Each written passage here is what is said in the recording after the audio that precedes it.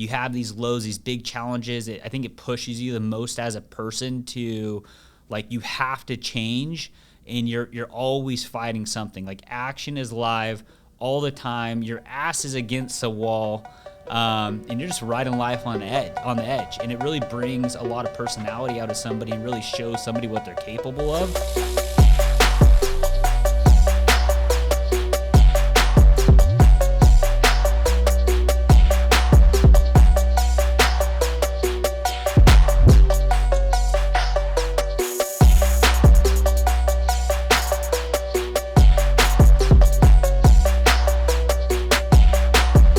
What's up, guys? Welcome to the Do Good Movement. Our purpose here is to make a positive impact in our society through real life education.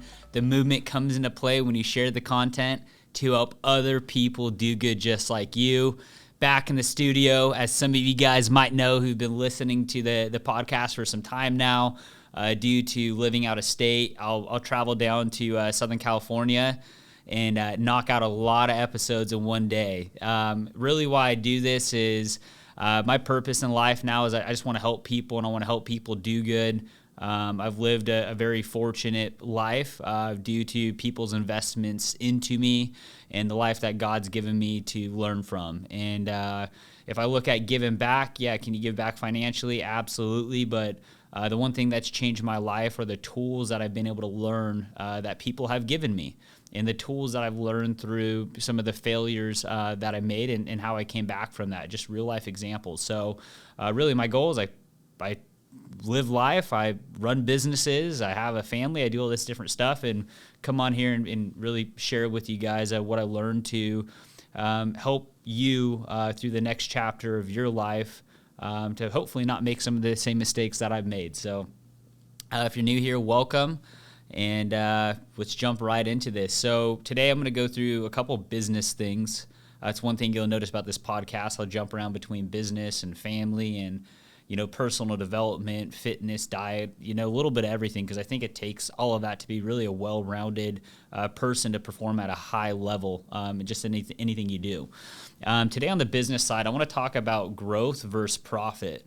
It gets brought up quite a bit in the business side of like when you're doing planning, or when you jump into an industry, a business, and you're like, hey, you usually see like the entrepreneur, the owner focused on one of two things, and it's you got an entrepreneur on one side that's focused on growth, of like, hey, I'm going to go destroy this market in a good way, take as much volume as possible. I'm going to build this big monster machine, and hopefully it's worth a lot of money one day.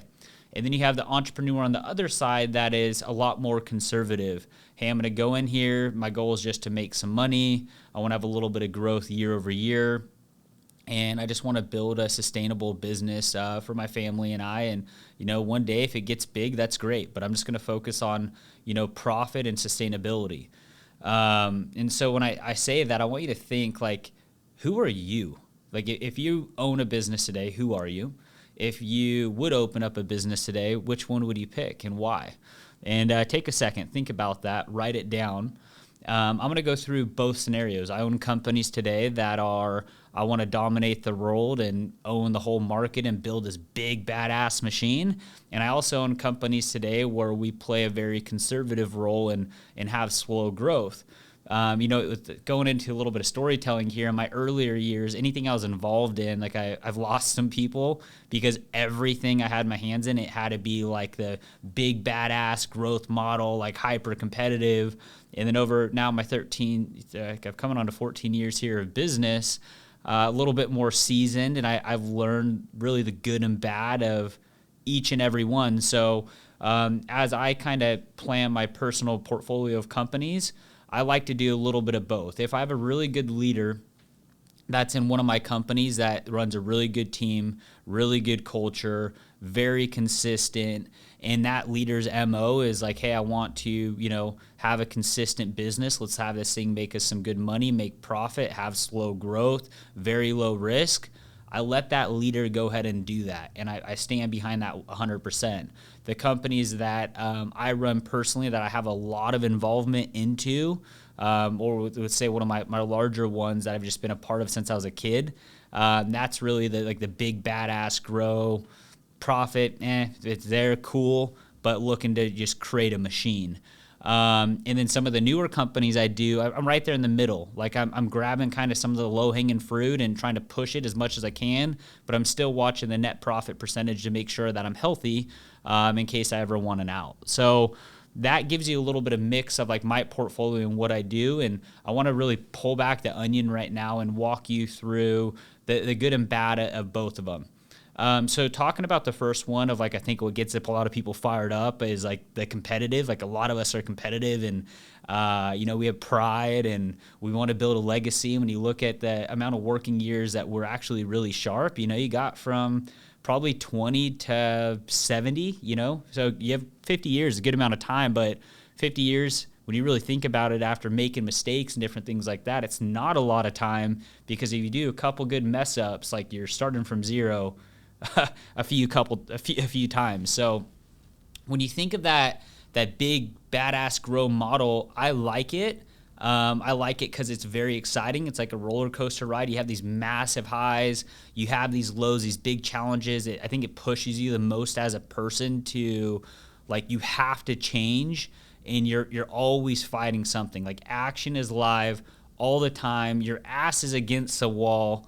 And you're just riding life on the edge, and it really brings a lot of personality out of somebody and really shows somebody what they're capable of. So from like the personal side, I think there's a lot of really good benefits, and I think the return could be massive. When you look at, hey, my goal is just to build a big badass company and move a lot of volume and get your revenue high. Most of these guys on the finance side, the end goal of that is build revenue, then build profit second. So the strategy when you're running that model is go take market share, don't watch your net profit, get to a certain size. When you look at getting into evaluation and selling your business, then you start getting really detailed in your expense line, and you start trimming down expenses to make sure your net profit's well so you could sell. So really the goal is like clean up market share based on price. You have this big enterprise, then you cut things back, make it profitable, maybe do some price changes or whatever, and there you go. There's your valuation. You sell and you get out.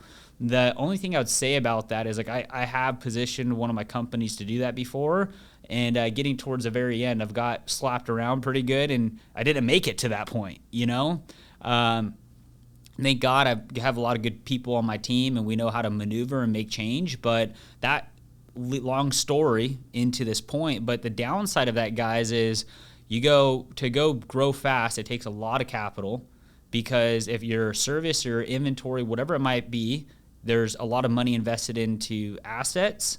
There could be a lot of money invested into long-term liabilities, and there's a lot of money invested into people, into marketing, different things like that. So you're really taking a lot of money and you're throwing spaghetti at the wall trying to find something to stick. And I just want to caution you of the downside of that is if it doesn't stick and you don't have deep pockets or other money to throw in, like, you kind of just like gave it all away and you might have to start over. Now, that might be okay for some of you because you might be at, same type of personality as me. And I'm not saying this is a good personality. It's a risky one. So if you have a wife or a husband, wish them luck. But it's, you don't let yourself fail, man. You will always find a way through. And if you could tie the personality, like, I'm down to go big, and like, yeah, I'll fall down, but I'm not going to, like, and I might fail on some things, but I'm not going to quit. Like, if you really have that personality, then it could be a good model for you. But when I say, like, do you really have that personality, like, diving into that a little bit deeper, it's pull the onion back a little bit deeper. There's sacrifice, dude. And there's, it's emotional sacrifice. There's times where your kids want to see you, your kids want to do things. And I guess the sacrifice comes when it comes to kids. Because the sacrifice on money, it really comes on the family side. So if you have family, like, you are sacrificing, dude. Because things are moving when things go the other way and you have this big machine, it takes everything and everybody to counter correct that. And what that means is you have little kids that don't get to see you on certain days. You don't get to be there for certain things. And it starts playing with that mental mental emotion just a little bit because, you you're usually building this big machine for legacy. You're building for something big that can produce a profit, can produce a valuation where you can sell the business to be able to set up your kids so they don't have to go through the sacrifice you do. So it's a catch-22 in a way, because really all your kids want is you. They want your time. They want your investment. They don't care about the things. They don't care about the money. So I would just say, like, really think about that and come up with a play where you could play it safe at the same time to make sure you have the good balance. And it's not, when I say the balance, it's not really for you, it's for your family. I see a lot of people become slaves to their business. I've been in that seat plenty of times. And really the person who pays is my family. And why I say that is I love this shit, dude. Like, I'll do it every day, 7 days a week until I die.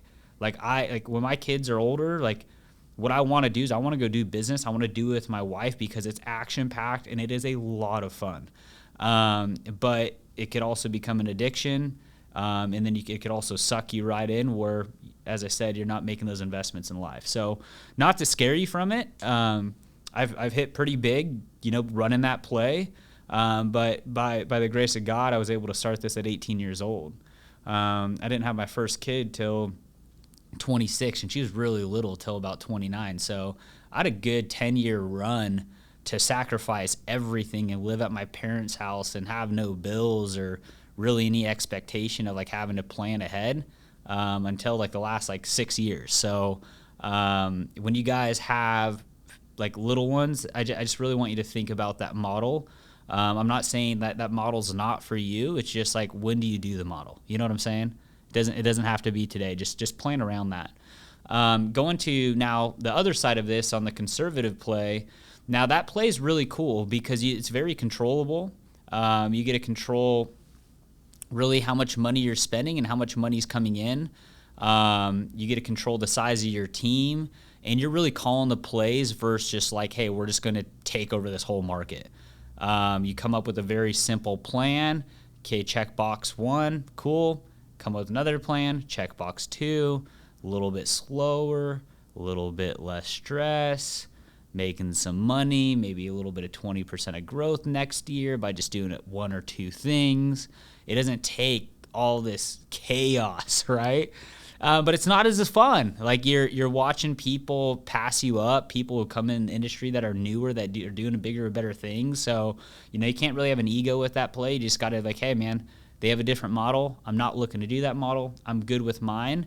And I really respect people with that because it takes a lot of discipline to not get in your own way or the company's way and just let the thing run, let it run smoothly and get there over time.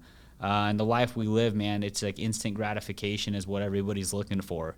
They want those big hits, those big wins. And, when you look for a good, sustainable business, you really want to have sustainable growth, slow growth, good profit, be able to watch every single line item, that P&L, and really think through your business, and you could really set yourself up for life. In that business, really what we look to do is it makes profit, makes good profit. Each year it makes more, which is exciting.